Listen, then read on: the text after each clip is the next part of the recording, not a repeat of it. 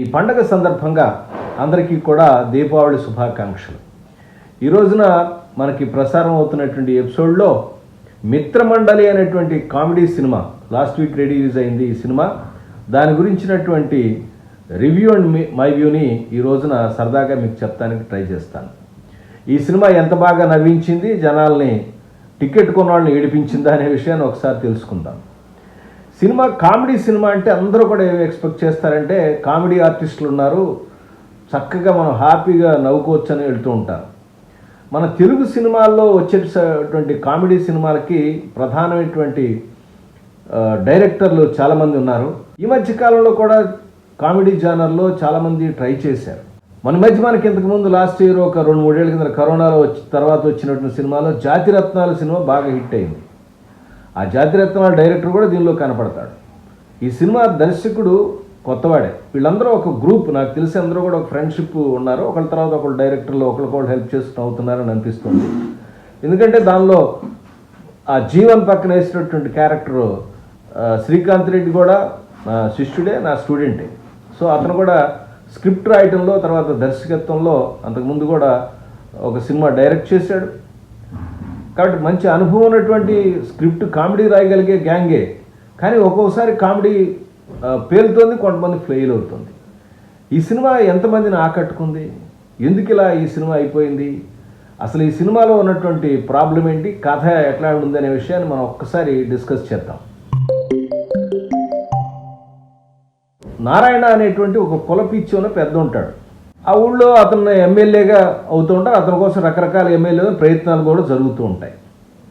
So MLA ప్రయత్నాల్లో ఉండగా ఇతను ఒక కరుడు కట్టినటువంటి ఒక రాజకీయ నాయకుడు, కోపదారి మనిషి కూడా. అతనికి ఏదన్నా తన కులానికి వ్యతిరేకంగా లేదా కాకుండా, అంటే బ్లడ్ కూడా డొనేట్ చేయడానికి వీలు లేకుండా ఉన్నటువంటి ఒక అతి వ్యక్తిలాగా కనిపించేటువంటి ఎస్టాబ్లిష్ చేశారు. అలా ఎలక్షన్ మూమెంట్లో ఉన్న నారాయణ తన కూతురు లేచిపోయిందనే విషయం తెలుస్తుంది. గబగబా ఎక్కడ పరుగు పోతుందో, తన యొక్క ఎలక్షన్ యొక్క మూమెంట్లో డ్యామేజ్ అవుతుందో అని చెప్పి తనే ముందు పోలీస్ స్టేషన్కి వచ్చి అది లేచిపోవటం కాదు, అది ఆ అమ్మాయిని కిడ్నాప్ చేశారని చెప్పి రిపోర్ట్ ఇస్తాడు. ఆ అమ్మాయి కిడ్నాప్ అయిందా, లేచిపోయిందా, చివరికి ఏం జరిగింది, నారాయణ కూతురు నారాయణ దగ్గరికి వచ్చిందా, ఆ అమ్మాయి వెళ్ళిపోవడానికి కారణం ఏంటి, ఎవరితో లేచిపోయింది, ఎవరిని పెళ్లి చేసుకుంది అనే విషయాన్ని చెప్పటమే ఈ సినిమా. కథ చాలా సింపుల్గా ఉంది కదా. కథ ఒక లైన్లో ఉంది, అసలు కథే లేదు. సినిమాకి ఎప్పుడైనా గుర్తుపెట్టుకోండి, నేను చాలా సందర్భాల్లో మన ఎపిసోడ్లో చెప్తూ ఉంటాను కూడా, చూసేవాళ్ళకి అర్థమవుతూ ఉంటుంది. మీరు మొట్టమొదటి సీన్ ఏదైతే ఉందో ఆ సీన్ తప్పకుండా ఆ సినిమా యొక్క కాంటెక్స్ట్ని చెప్పేది అయ్యేట్టు ఉండాలి, లేదా హీరోని పరిచయం చేసేదై ఉండాలి, లేదా కథా నేపథ్యాన్ని చెప్పేదైనా ఉండాలి. సో సీన్ బాగానే ఉంది. అంటే ఇట్లాంటి కామెడీ జానర్లో జరుగుతుందని సినిమా చెప్పాలనుకున్నాను. కానీ విచిత్రం ఏంటంటే వీటీ గణేష్ యాక్ట్ చేసిన ఆ సీన్ ఏదైతే ఉందో కామెడీ బదులుగా, అతను కామెడీ అని అనుకుంటున్నారు వాళ్ళందరూ కూడా, అతను ఆ సీక్వెన్స్ అని చూస్తే నాకు సీరియస్గా అనిపించింది. కామెడీ ఎక్కడ అనిపించదు, నవ్వు రాలేదు. అతను మొట్టమొదటి ఇంట్రడక్షన్ వీటీ గణేష్ చేసే అతని కులం, తుట్టి కులం, ఇవన్నీ కూడా ఇంట్రడక్షన్ సీన్ ఏదైతుందో ఆ సీక్వెన్స్ 5-6 నిమిషాలు ఏదైతుందో అది చాలా సీరియస్గా ఉంది. ఇదే ఈ సినిమాలో ఉన్న ప్రాబ్లం. వాళ్ళు సీరియస్గా స్లాప్స్టిక్ కామెడీలో పద్ధతిలో, ఫార్స్ కామెడీలో చెప్పాలనుకున్నటువంటి మ్యాటర్ అంతా కూడా సీరియస్గా జనాలకు అర్థమైంది. ఇక్కడ ప్రాబ్లం అయింది. ఏ సినిమాకైనా సరే, ఏ జానర్లో సినిమా అయినా సరే, మీరు ఏ జానర్ సినిమా తీసుకోండి, దానికి ఏదో ఒక కథ ఉండాలి. ఎందుకు ఉండాలి కథ? ఒక దండ అని అనుకుంటే దానిలో సీన్లు అనేవి, దండలో పువ్వులు అనుకుంటే ఈ సీన్లన్నీ కనిపేటటువంటి దారం ఏదైతే ఉందో అది కథ. దారంలాగా సన్నగా అయినా కథ ఉండాలి. ఆ కథే వీక్ అయిపోయింది అనుకోండి, దారం లేనటువంటి దండ ఉంటుందా, లేదా ముక్కలు ముక్కలుగా దండగట్టి విడిదేస్తే దండ అందంగా ఉంటుందా? ఇది బేసిక్ పాయింట్. మీకు అర్థం కావాలని దండం పువ్వులు అని చెప్తున్నాను. కానీ కథ అనేది సన్నగా ఉన్నప్పటికీ కూడా కథ అనేది ఉండాలి, దానికి ఒక కంటిన్యూటీ ఉండాలి, దానికి ఒక సీక్వెన్స్ ఉండాలి, పాత్రలు అనేవి కరెక్ట్గా ఎస్టాబ్లిష్ అవ్వాలి. అవి అతిగా ప్రవర్తిస్తాయా, ప్లాట్ అనేది రియల్గా ఉందా, అబ్సర్డ్గా ఉందా, ఇవన్నీ తీసి పక్కన పడేయండి. కానీ క్యారెక్టర్ ఎస్టాబ్లిష్మెంట్, ఇది ఎట్లాంటి క్యారెక్టర్ అనే దాన్ని ల్యాగ్ లేకుండా చెప్పాలి. ఇంతకుముందు వచ్చినటువంటి ఎపిసోడ్లో కూడా చెప్పాను, కానిస్టేబుల్లో చెప్పాను. సీన్లన్నీ లెంగ్దీగా ఉంటాయి, చాలా డీటెయిల్గా లెంగ్దీగా ఉంటాయి, మాట్లాడుకుంటూ ఉంటారు. అలా కెమెరా పెడితే అలా కామెడీ సినిమాకి అట్లా ఒక షాట్ 2 షాట్లు తీసినా పెద్ద ప్రాబ్లం లేదు, డైలాగులు చెప్పుకుంటూ వెళ్ళిపోతారు. ఆ డైలాగులు అర్థం అవ్వాలి, పంచి కొట్టుకెళ్ళాలి. ఇంతకుముందు మహేష్ బాబు యాక్ట్ చేసినటువంటి ఆగడు సినిమా వచ్చింది, దానిలో అంతే గబ్బ గబ్బ గబ్బ గబ్బ గబ్బ హీరో మాట్లాడుకుంటూ వెళ్తారు, పంచి మీద పంచి వేస్తుంది, జనాలకు అర్థమై రిజిస్టర్ అయ్యేసరికి సినిమా సీన్ అయిపోయి ఇంకో సీన్లో సీక్వెన్స్లోకి వెళ్ళిపోతుంది. ఇది కూడా ఆ ప్రాబ్లంతోనే ఉంది. సో మీరు చేసేటటువంటిది ప్రేక్షకులకు అర్థం కావాలి. కామెడీ అంటే అంత ఈజియెస్ట్ మ్యాటర్ కాదనే విషయాన్ని దర్శకులు, యంగ్ డైరెక్టర్స్ తప్పకుండా గుర్తుంచుకోవాలి. ఇలాంటి సినిమాలు ఎందుకు, ఈ సినిమా ఎందుకు ఆడింది, ఆ సినిమా ఎందుకు పోయిందని తెలుసుకోవాలంటే మన యంగ్ డైరెక్టర్స్ తప్పకుండా ఒక పని చేయండి. జాతిరత్నాల సినిమా ఒకసారి చూడండి, ఈ సినిమా ఒక పక్కన పెట్టుకోండి. ఈ రెండింటికి ఉన్న బేసిక్ తేడా ఏంటి, ఎందుకు ఈ సినిమా బాగుంది, ఈ సినిమా బాగాలేదని అనలిటికల్గా మీరు చూడండి. ఒకవేళ ఎపిసోడ్ చేయమంటే నేను తప్పకుండా ఎపిసోడ్ చేస్తాను, ముందు మీరు చూసి ఉండండి, దాని తర్వాత మనం మాట్లాడుకుందాం.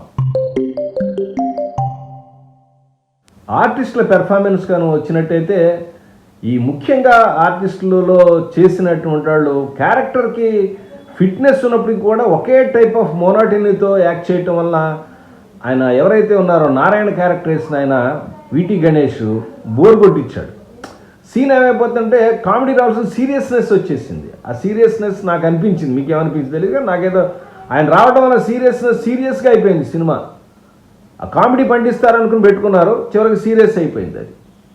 తర్వాత ప్రియదర్శి తర్వాత మంచి మన కోర్ట్ లాంటి సూపర్ హిట్ కొట్టాడు. కొట్టిన తర్వాత ఇలాంటి సినిమా అంటే అతను పెద్ద ఇంపార్టెన్స్ ఏం లేదు, పాటలో హీరో అని పాయింట్ ఆఫ్ కానీ అతని పాయింట్ ఆఫ్ వ్యూలో చేసింది లేదు. చాలా బిగినర్స్ అందరూ కొంతమంది నలుగురు ఫ్రెండ్స్ కలిసి ఒక చిన్న కెమెరాతో పెట్టి ఒక ఎక్స్పెరిమెంట్గా చేసుకుంటారు, చూసారా, అలా అనిపించింది ఈ సినిమా చూస్తుంటే. హీరోయిన్ కూడా ఇన్స్టా రీల్స్ నుంచి వచ్చిన అమ్మాయి, తెలుగు అమ్మాయి, కొత్తగా చేసింది అనిపించింది. కానీ అమ్మాయికి హీరోయిన్కి కావాల్సినటువంటి మెటీరియల్ ఉన్నప్పటికీ కూడా ఆవిడ అంటే ఆ ఫేస్ ఎక్స్ప్రెషన్స్ ఆ టాలెంట్ ఉన్నప్పటికీ కూడా ఆ క్యారెక్టరైజేషన్ అలా లేకపోవడం వల్ల ఆవిడ తేలిపోయింది. దానిలో పాటల్లో అదంతా బాగానే కనిపిస్తుంది, కానీ చూడటానికి కూడా బాగానే ఉంది, అమ్మాయి అద్భుతంగా ఉంది. కానీ మంచి క్యారెక్టర్ సరిగ్గా ట్రీట్ చేయలేదు. తర్వాత మిగతా ఉన్నటువంటి ఆర్టిస్ట్ రాగమయూర్ కానీ, తర్వాత విష్ణువోయ్ కానీ, ప్రసాద్ బెహ్రా కానీ, వీళ్ళందరూ కూడా బాగానే చేశారు. కానీ ఆ పర్టికులర్గా రిపిటేషన్స్, చెప్పిందే చదవడం, తర్వాత ఎస్టాబ్లిష్ కాకుండా ఊరికి నోటికొచ్చిన మాట్లాడుకోవడం, ఇలాంటి వాటి వల్ల ఎంత చేసినా ఉపయోగం లేకుండా పోయింది. తర్వాత చాలా ఇంట్రెస్టింగ్ క్యారెక్టర్గా వచ్చిన సత్య క్యారెక్టర్ చాలా ఇంట్రెస్టింగ్ ఉంటుంది. దాని ముగింపుకి, దాని బిగినింగ్ బాగానే ఉంటుంది, కానీ ముగింపు సరిగ్గా లేకపోవడం వల్ల దాని ఫలితం లేకపోయింది, జానర్లో ఉండే ఫలితాన్ని తీసుకురాలేకపోయాడు. ఇన్స్పెక్టర్ క్యారెక్టర్ వేసిన వెన్నెల కిషోర్ తన పాత్రకు న్యాయం చేశాడు, కానీ ఏం చేస్తాడు చెప్పండి. మిగతా క్యారెక్టర్లో మిగతా డైలాగ్స్ కూడా పంచిలు పేలినప్పుడే అతను ఉంటుంది, ఉన్నంతలో కొద్దిగా చూడటానికి అదే అనిపించింది. చూడటానికి చాలా బాగుంది. చాలా రోజుల తర్వాత నా శిష్యుడు శ్రీకాంత్ రెడ్డి కూడా ఫుల్ లెంగ్త్ క్యారెక్టర్, అంటే ఆ జీవన్ పక్కన ఉన్న మరో క్యారెక్టర్ ఏదంతో అతనే శ్రీకాంత్ రెడ్డి. సినిమా డైరెక్టర్ కూడా, ఇంతకుముందు డైరెక్ట్ కూడా చేశాడు, మంచి స్క్రీన్ ప్లే రైటర్, డైలాగ్ చాలా బాగా రాస్తాడు, అతను మీకు తెలిసిన వాళ్ళే. అతను ఉండటం కూడా నాకు ఈ సినిమా చూడటానికి ఇంట్రెస్ట్ కలిగింది. జాతిరత్నాల డైరెక్టర్ కూడా ఒక సీన్లో కనపడ్డాడు. ఈ చిత్రం ఏంటంటే చిట్ట చివరిలో ఈ సినిమా డైరెక్టర్ కూడా కనపడతాడు. కొడతారేమో అన్నట్టుగా ఉంటే అట్లాంటిది ఏం లేదు, కానీ సినిమా చూసిన వాళ్ళు మాత్రం విసుగు చెందారు. కొంచెం నాకు హాల్లో వినిపించిన మాటలు విసుగ్గా అనిపించింది. అంటే ఎందుకు విసుగు అనిపించింది అంటే వాళ్ళకి రిపిటేషన్ ఉండటం వల్ల అనిపించింది అలాగా. ఈ సినిమా ఫార్స్ కామెడీ అనేటువంటి ఒక జానర్లో తయారైంది. ఈ ఫార్స్ కామెడీకి ఉండే లక్షణం ఏంటంటే ఎపిసోడ్ ప్లాట్ ఉంటుంది, స్లాప్స్టిక్ ఎంటర్టైన్మెంట్ సీన్స్ ఉంటాయి, ఎంటర్టైన్మెంట్ సీన్స్ చక్కచక్క నడుస్తూ ఉంటాయి, over exaggeration of characters and scenes ఉంటాయి. విపరీతంగా ఎగ్జాగరేషన్ చూపించారు, కానీ క్లారిటీ లేకుండా పోయింది. ఎపిసోడ్ ప్లాట్ ఉంది. ఎపిసోడ్ ప్లాట్ అంటే మీకు చాలామంది జానర్ మర్యాదలు తెలియని వాళ్ళకి జానర్ తెలియకపోతే ఏమవుతుందంటే, ఈ పర్టికులర్ క్యారెక్టర్ ఏదైతే ఉందో సత్య క్యారెక్టర్ ఎందుకు వచ్చింది డిస్టర్బింగ్ అనుకుంటారు, కానీ సత్య క్యారెక్టర్ డీల్ చేసే విధానం సరిగ్గా ఉంటే బ్రహ్మాండంగా ఉండేది. కొన్ని సందర్భాల్లో ఈవి సత్యనారాయణ గారి సినిమాల్లో అప్పట్లో కూడా ఉంటారు. మీరు హలో బ్రదర్ సినిమా చూస్తే మీకు అర్థమవుతుంది. కానంటే నేను హీరోయిన్ రా, నేను ఎట్లా ఉండాలి, అరే మేము ఎప్పుడు రెగ్యులర్గా వచ్చే దొంగలం, మాకు ఇట్లాంటివి ఇస్తారా, ఇట్లాంటి డైలాగ్స్ ఏంటంటే ఆ జానర్లో వచ్చే డైలాగ్స్ అవి అప్పుడు బాగా పేలయ్యి. అది నేను అనేది ఏమంటున్నానంటే, అది జానర్ మర్యాదను కరెక్ట్గా తెలుసుకుని దాన్ని అప్లై చేసి దాని విధానంగా చెప్తే బాగుంటుంది. రెండోది మీరు చేసేటటువంటి సీన్స్ ఏవైతే ఉన్నాయో ఇంతకు ముందు చెప్పుకున్నట్టుగానే లెంగ్తీగా ఉండకూడదు, చాలా క్రిస్ప్గా ఉండాలి, చాలా పిన్ పాయింట్గా ఉండాలి. పర్టికులర్గా వెన్నెల కిషోర్ ఆ ఎస్టాబ్లిష్మెంట్ ఏదైతే ఉందో ఓల్డ్ ఏజ్ హోమ్ కింద ఈ పోలీస్ స్టేషన్ పెట్టడం ఇదంతా చాలా బాగుంది. కానీ దాన్ని ముందు ఎస్టాబ్లిష్ చేయకుండా జస్ట్ ఒక పోలీస్ స్టేషన్ లాగా ఎస్టాబ్లిష్ చేశారు. అలా అది ఆ పోలీస్ స్టేషన్ కూడా ఇట్లాంటి సిచ్యువేషన్లో ఇలాంటి వాడు ఉన్న పోలీస్ స్టేషన్ అంటే వీడు పోలీస్ అని వీడు అనుకుంటున్నాడు, కానీ చుట్టూ ఉన్నట్టు ముసలాడు ఎవరు అనుకోవట్లేదు అనే విషయాన్ని ఎస్టాబ్లిష్ చేస్తే అద్భుతంగా పేలేదు అనిపిస్తుంది. అది లేకుండా డైరెక్ట్గా ఒక పోలీస్ స్టేషన్ లాగా వెళ్ళి అక్కడి నుంచి అన్ని ప్లే చేస్తుంటే జానర్ ఎక్కువగా లేవు, ఇట్లాంటి సినిమాలు లేవు కాబట్టి ఓన్లీ చిన్న చిన్న సీన్లు అప్లై చేశారు కొన్ని సినిమాలను తప్పితే ప్రత్యేకంగా ఇదే జానర్లో సినిమా తీయలేదు. తీస్తే బాగుంటుందని కొత్త ప్రయత్నం చేశారు, కానీ కొత్త దర్శకుడు కావటం, దాన్ని ఎట్లా హ్యాండిల్ చేయాలో తెలియకపోవటం, సీన్స్ అన్ని లెంగ్తీగా రాసుకోవటం, తర్వాత రాసిన మ్యాటరే రాసుకోవటం, తీసిన సినిమానే తీయటం, చెప్పిన మ్యాటరే చెప్పటం అన్ని రిపిటేషన్స్ అనమాట. రెండోది ఫాస్ట్ కామెడీలు ఎట్లా ఉంటుందంటే గుక్క తిప్పుకోకుండా సీన్లు ఒకదాని తర్వాత ఉండాలి, సీక్వెన్స్లో వెళ్ళిపోవాలి. ఏమాత్రం ల్యాగ్ వచ్చినా లేదా రిపిటేషన్ వచ్చినా బోర్ వచ్చినా బాగుండదు. ఈ సినిమా పాత వాసనలు కొట్టి కాదు. ఏంటంటే ముస్తఫా అని ఉంటాడు. ముస్తఫా అంటే మీనింగ్ ముస్తఫా ఎప్పటి సినిమా ఎప్పటి పాట అంటే అది దాన్ని బట్టి అర్థమవుతుంది. వీళ్ళ ఆలోచన విధానం చాలా పాతగా ఉంది. కానీ ఇప్పుడున్నటువంటి ఇక్కడ ఉన్నటువంటి ఇన్స్టాగ్రామ్లో వీటిలో తర్వాత యూట్యూబ్లో మినీ ఫిలిమ్స్లో షార్ట్ ఫిలిమ్స్లో తర్వాత వెబ్ సిరీస్లో పాపులర్ అయిన ఆర్టిస్టులు కూడా పెట్టుకున్నారు. బెహ్రా ఇట్లాంటి వాళ్ళందరూ కూడా పెట్టుకున్నారు, రాగమయూర్ ఇట్లాంటి వాళ్ళందరూ పెట్టుకున్నారు, నో ప్రాబ్లం. కానీ ఆ పాత్రలు అక్కడ చేసినటువంటి అల్లరి ఏదైతే ఉందో అక్కడ దీనిలో ఎస్టాబ్లిష్ కాలేదు. యూట్యూబ్లో కానీ ఇన్స్టాగ్రామ్లో కానీ లేకపోతే వెబ్ సిరీస్లో కానీ ఏదైనా మన ఇష్టం, ఎంత సీన్ చేసుకున్నా ఎన్ని రకాలుగా అనుకున్నా సీన్ ఎట్లా తీసినా ఏ రకంగా తీసినట్టు అవుతుంది. కానీ ఇక్కడ 2 గంటల సినిమా వచ్చేసరికి సినిమాలాగానే తీయాలి. అది నువ్వు ఏ జానర్లో తీసినప్పటికీ కూడా దానికి ఒక కంపోజిషన్ ఉంటుంది, దానికి ఒక పద్ధతి ఉంటుంది, దానికి ఒక స్క్రీన్ ప్లే ఉంటుంది, దాని విధానం ఉంటుంది. అవేవి ఫాలో అవ్వకుండా మన ఇష్టానికి రాసుకుని మన ఇష్టానికి యాక్ట్ చేసుకుని ఇష్టానికి తీసేసి ఇదే సినిమా అని రిలీజ్ చేసుకున్నట్టుగా ఉంటుంది సినిమా. పాటలు కూడా పెద్ద క్యాచీగా లేకపోవడం కూడా ప్రాబ్లం అవుతుంది. నేను కామెడీ సినిమాలు తీయాలనుకున్నటువంటి దర్శకులందరికీ కూడా దయచేసి రైటర్స్ అందరూ కూడా కొత్త వాళ్ళు, పాత వాళ్ళందరికీ వాళ్ళు తెలుసు అనుకోండి, కొత్త వాళ్ళు వచ్చేవాళ్ళు తప్పకుండా ఎవరైనా బిగినర్స్ ఉంటే మాత్రం తప్పకుండా జంజాల గారి సినిమాలన్నీ కూడా వరుసగా ఒకసారి చూడండి. అలాగే మన తెలుగులో వచ్చిన కామెడీ సినిమాలు బ్లాక్ అండ్ వైట్లో కూడా వచ్చిన కామెడీ సినిమాలు జంజాల గారికి ముందు కూడా వచ్చినాయి. ఆయన స్క్రిప్ట్లో రాసిన సందర్భాలు కూడా ఉన్నాయి, బోల్డ్ సందర్భాలు ఉన్నాయి. జంజాల గారే ఒక సినిమాలో రాశారు, అది కల్పన అనుకుంటాను. అది తను రాసిన క్యారెక్టరే తను వచ్చి మాట్లాడుతూ ఉంటాయి. మీరు చూడండి ఎంత బాగుంటుందో. అల్లు రామలింగ గారు వేశారు రచయితగా క్యారెక్టర్గా, అద్భుతంగా ఉంటుంది సీన్స్ ట్రాక్. సో ఇలాంటి ప్రయోగాలు అప్పుడు చేశారు, వాళ్ళు అర్థం చేసుకుని దానిలో మీనింగ్ఫుల్గా చేశారు. మీనింగ్లెస్ కామెడీ సార్ ఇది, చూసి సరదాగా నవ్వుకోవాలి, కానీ నవ్వుకోవడానికి కూడా ఒక ఎమోషన్ కావాలి కదా, ఫీల్ అవ్వడానికి ఒక పద్ధతి కావాలి కదా, అదే దీనిలో మిస్ అయింది. మరి మీకు ఎలా ఉంది? సినిమా చూసి మీరు కూడా మీ అభిప్రాయాలని తెలియజేయండి. మరొక మంచి సినిమా విశ్లేషణతో మళ్ళీ వస్తాను. ఈ సినిమా ఉద్దేశం చెప్తాం ఏంటంటే జానర్ని అర్థం చేసుకోండి. ఏ సినిమాకైనా సరే ఒక పర్టికులర్గా ఒక థిన్ లైన్ అయిన కథ ఉండాలి.